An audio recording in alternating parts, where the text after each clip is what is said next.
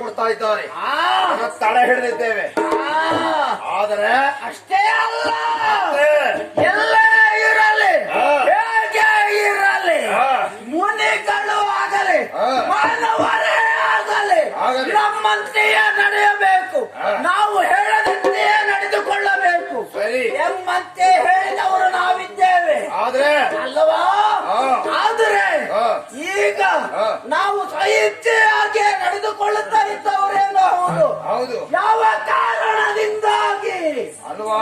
ನಮ್ಮ ಆಟಕೆಯ ನಿಯಮದಿಂದಾಗಿ ಇಲ್ಲಿಯವರೆಗೆ ನಾವು ನಾವಾಗಿಯೇ ಕರೀತಾ ಇದ್ದವರು. ತಾಯಿಯ ಆಶೀರ್ವಾದ ನಮ್ಮ ಮೇಲೆ ಯಾವತ್ತು ಕೃಪೆ ಉಂಟು ಎಂಬುದಿಗೆ ತಾಟಕ್ಕೆ ತನರಾಗಿ ಸ್ವಭಾವ ಮಾರೀಚ ಎಂಬುದಾಗಿ ತಾಯಿ ಎಡಭುಜ ಬಲವಂತೆ ಆಲೋಚಿಸಿದ್ದವರು ನಾವು. ನಮ್ಮ ಮೇಲೆ ಕೇಳಿದೆ ವರ್ತಮಾನ.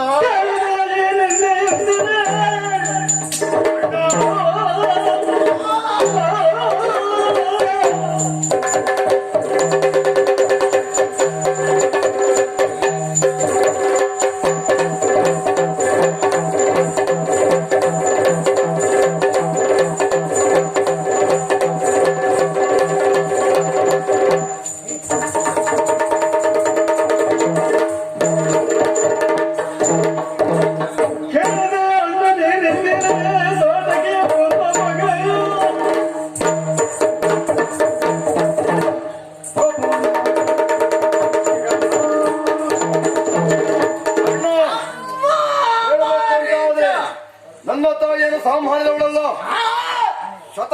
ಶತಾನೆಗಳ ಬಲವುಳ್ಳಂತಹ ನನ್ನ ತಾಯಿ ಸಹಸ್ರಾನಗಳ ಭುಜ ಬಲ ಅಲ್ವಾ? ಅಂತಹ ತಾಯಿಯನ್ನ ಇವತ್ತಿನ ದಿನ ಹುಳುಮಾನವರು ನನ್ನ ತಾಯಿಯನ್ನು ಕೊಂದಿದ್ದಾರೆ ಎಂಬ ವರ್ತಮಾನ ಕೇಳ್ತಿದ್ದೇವೆ. ಹಾಗಾದ್ರೆ ನನ್ನ ತಾಯಿಯನ್ನು ಕೊಂದ ಕಾರಣಕ್ಕೆ ಆ ಹುಳುಮಾನವರನ್ನು ಬಿಡಬೇಕಾ? ಜನರಿಯನ್ನು ಕೊಂದವು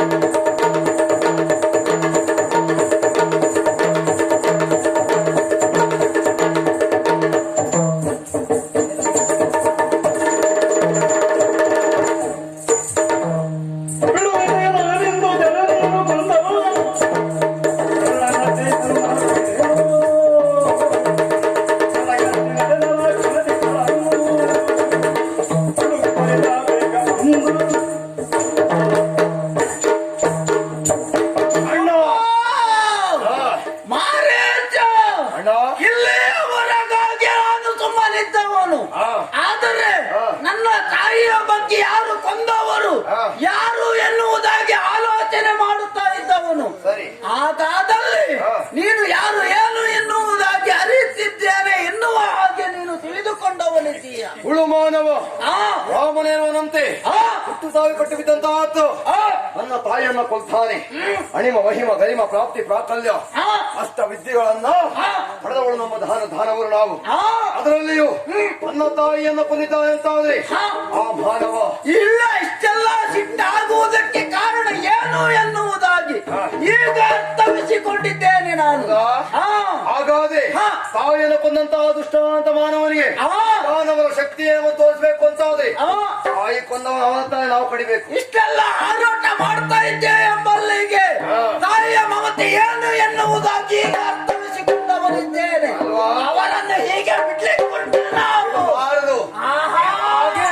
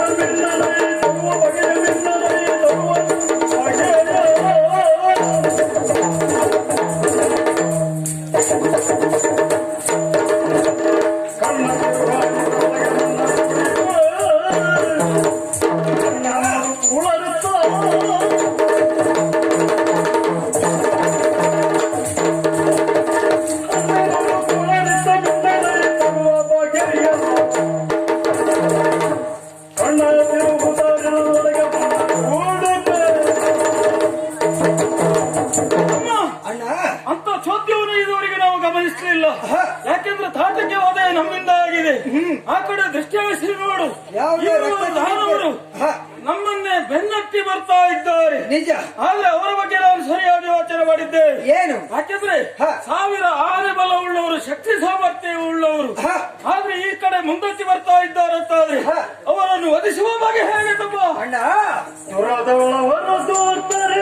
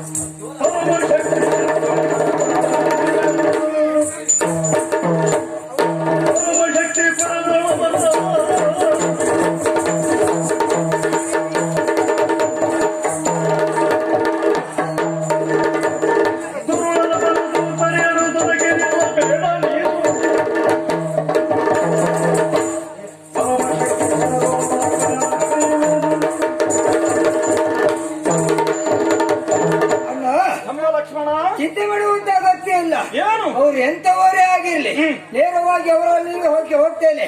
ಅವರನ್ನ ಖಂಡಿಸಿ ಅವ್ರು ಏನು ಎಷ್ಟು ಅಂತೇಳಿ ನಾನು ವಿಚಾರವನ್ನ ಮಾಡ್ತೇನೆ. ಹೌದಾ? ನನಗೆ ಅಪ್ಪಣೆಯನ್ನು ಕೊಡಲ್ಲ. ಅತಿ ಬಲಜ್ಞರಾಗಿರುವಂತಹವರು ಅವರೇ ನಮ್ಮನ್ನು ಖಂಡಿಸುವುದಕ್ಕಾಗಿ ಮುಂದಕ್ಕೆ ಬರ್ತಾ ಇದ್ದಾರಂತಾದ್ರೆ ಈಗ ನಾವೇ